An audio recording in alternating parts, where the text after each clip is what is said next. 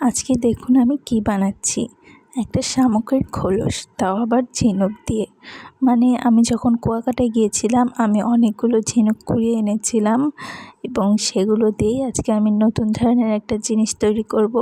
তো আমি এর জন্য কিছু কাঠপুঁতি কিনে এনেছি, যেটা আমার কাছে ছিল না। তো এগুলো আমি খুবই সুন্দর করে শেপ করে একটা বোর্ড কেটে নিয়েছিলাম, তার উপর কাঠপুঁতি এবং ঝিনুক দিয়ে সুন্দর একটি জিনিস তৈরি করছি। তো এবার এটা বানানোর পর আমি একটা ফ্রেমে বাঁধায় আনবো। আপনাদের তখন আমি আবারও ভিডিওতে শেয়ার করব যে এটা দেখতে কেমন হয়েছে। আপাতত দেখুন আমি কিভাবে এগুলো সেট করছি। আমার এটা ডেকোরেশন করা প্রায় শেষ। এটা বানাতে কিন্তু আমার খুবই কম খরচ লেগেছে এবং দেখতে কিন্তু খুবই সুন্দর একটা হোম ডেকোর আইটেম।